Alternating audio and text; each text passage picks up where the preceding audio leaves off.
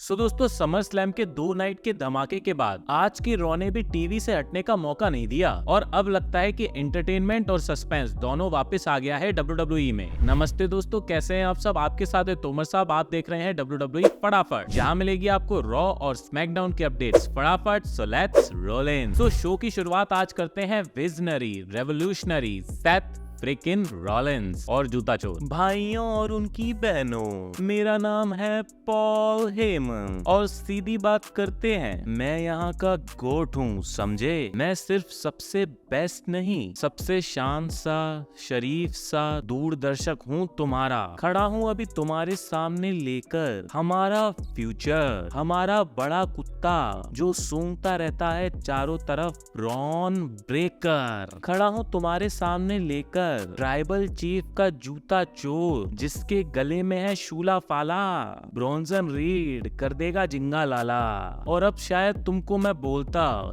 देखो champion OTC Roman rain, मगर Roman Reigns तो पता नहीं कब से चैंपियन ही नहीं बना है। या मैं शायद खड़ा होता best in the world CM Punk के साथ में, लेकिन वो तो चैंपियन इतनी देर भी नहीं बन पाया कि उसकी साइड प्लेट चैंपियनशिप में लग जाए। वो सोच रहा होगा मैंने हिंग हंगरल को हरा दिया, अब मैं टाइटल पकड़ के आराम से सबको थैंक्स बोलूंगा। और वो सोच रहा था उसका ब्याह ही हो गया है उस टाइटल से और हमेशा वो टाइटल उसके पास ही रहेगा। लेकिन सेथ रॉलिंस सिर्फ ब्याह में आया नहीं, उसका टाइटल ले गया और ऐसा हनीमून बनाया कि मजा ही आ गया। तो अब जरा सही से करते हैं भाइयों और उनकी बहनों, ये है आज का, अभी का और सभी का world heavyweight champion Seth freakin Rollins. हाँ जी, शर्म करो हर कोई तुम में से जिन्होंने मुझे गाली देना शुरू कर दिया जब मैं रेसलमेनिया में जीता। शर्म करो तुम सब जिन्होंने महीनों तक मेरे कान में भिनभिनाया सीएम पंक। शर्म करो वो लोग जिन्होंने मेरे कान में भिनभिनाया ओटीसी। ये तुम्हारे लिए एक तमाचा है कि कभी भी मेरे पे तो डाउट कर मत लेना। क्या वो रोमन वर्ल्ड हैवीवेट चैंपियन है? नहीं। क्या वो सीएम पंक का लोड़ा चैंपियन है? नहीं। लेकिन मैं हूँ वर्ल्ड हैवीवेट चैंपियन, समझे? और शर्म करो तुम सब मेरे पे डाउट करने के लिए। शर्म करे वो बंदे जो अभी लॉकर रूम में बैठे हैं, जिन्होंने बार बार पूरी कोशिश की मेरा कैश इन खराब करने की।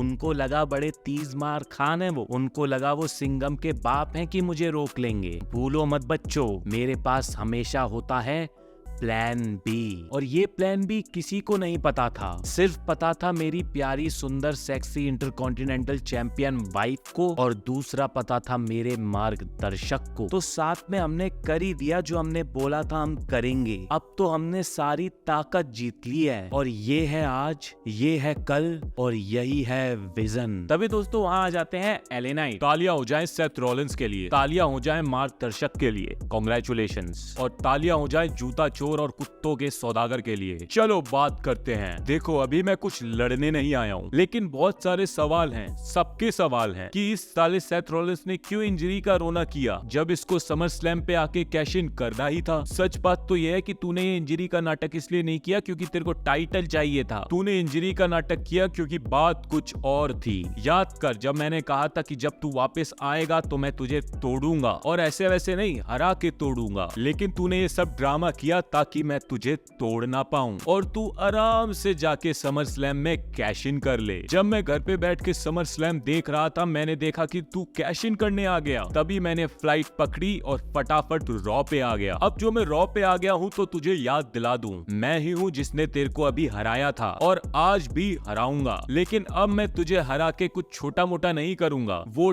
टाइटल लेके जाऊंगा अभी और यहाँ, समझा? दम तो है तेरे में लौंडे, मेरी रिंग में आके मुझे चैलेंज करता है। तुझे लगता है मैं फट्टू हूँ? मेरे पास गोटे नहीं है, तुझे यहाँ रॉ पे मेरे से लड़ना है? मेरा जवाब है निकल लड़े। रुक जाओ अभी सब रुक जाओ। वैसे तो मैं वर्ल्ड टाइटल का मैच बिना बात के करवाता नहीं हूँ, लेकिन बिना बात के कोई मेरे सामने इंजरी का ड्रामा भी नहीं करता। तो सेथ जरा आज तेरे साथ वो करूँ जो तूने सबके साथ समर स्लैम में किया था। तुझे शॉक कर दूं तेरा वर्ल्ड टाइटल का मैच आज रख के, जिसके अंदर ब्रॉन्सन रीड और ब्रॉन ब्रेकर बैन रहेंगे। और मैच होगा किसके साथ? LA night.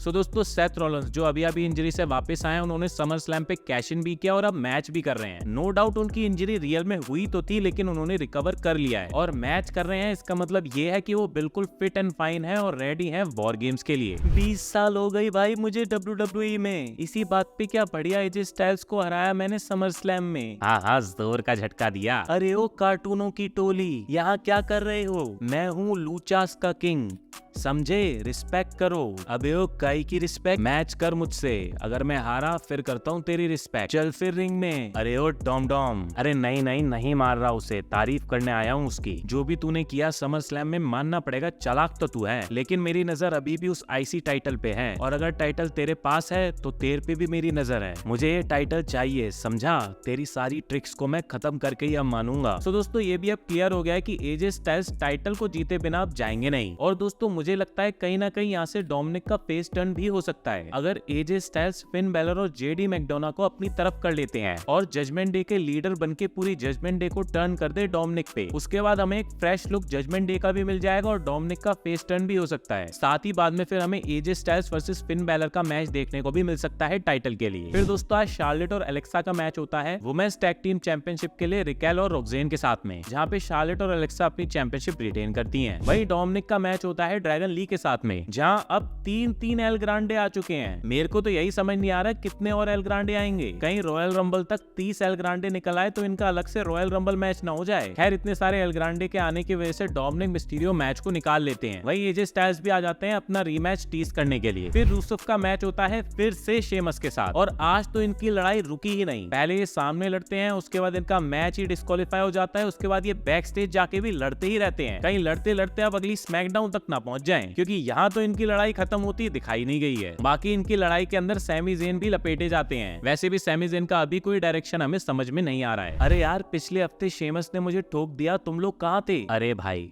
ठीक है, तू ऑस्टिन थ्योरी के चंगुल से निकल गया है, एक्साइटेड भी है हमारी टीम का पार्ट बनने के लिए, लेकिन हम अभी दुख में है भाई। हमारा गम सहने का वक्त चल रहा है और हम ऐसे में फिर शेमस से पंगा नहीं लेना चाहते। हमें बस टैग टाइटल चाहिए। समझ गया। अबे ओ जॉनी सिंस टकले, सुन मेरी बात। टैग टाइटल के लिए रीमैच दे न्यू डे को। और साले कितने रे मिस्टीरियो पैदा हो गए हैं WWE में। अबे ओ रुको, टाइटल मैच चाहिए तो उनसे बोलो कि उसकी अपॉर्चुनिटी पे जीतें। और तू मत उछल, तेरा पेंटा के साथ अभी मैच सेट कर दिया है मैंने। अरे नहीं, उंगली ले। साला पता नहीं क्या है, मुंह दिखाने की बस की नहीं है, उंगली दिखाता रहता है। क्या हुआ, दे रहा है? देगा। कब देगा पता नहीं, लेकिन देगा जरूर। फिर दोस्तों, पेंटा और ग्रेसन वॉलर का मैच होता है, जहाँ पे पेंटा मैच को जीत लेते हैं। वहीं आज तो बेकी लिंच ने भी बहुत मस्त प्रोमो कट किया। जब वो रिंग के अंदर आती है तो उनके सामने निकी बेला आके खड़ी हो जाती है। निकी बोलती है, तू अपने हस्बैंड की तरह एक झूठी है। इसी बात पे बेकी लिंच गुस्सा हो जाती है और पहले बोलती है कि तू तो चुप रह, मैं और मेरे हस्बैंड हॉटेस्ट कपल है WWE के, और रही बात तेरी, तो तेरा husband we can't see him. और आई थिंक ये इस साल का सबसे ज्यादा सैवेज मूवमेंट बन गया है, और इस चीज ने इन दोनों के बीच में एक राइवलरी भी सेट कर दी है। आने वाले टाइम में इन दोनों का टाइटल मैच होगा, जो चीज बहुत सही है। वहीं फिर शो के एंड में LA नाइट और सेथ रॉलिंस का टाइटल मैच होता है, जहाँ पे ब्रॉन्जन रीड और ब्रॉन ब्रेकर तो बैन थे, लेकिन फिर मैच के अंदर CM पंक घुस जाते हैं।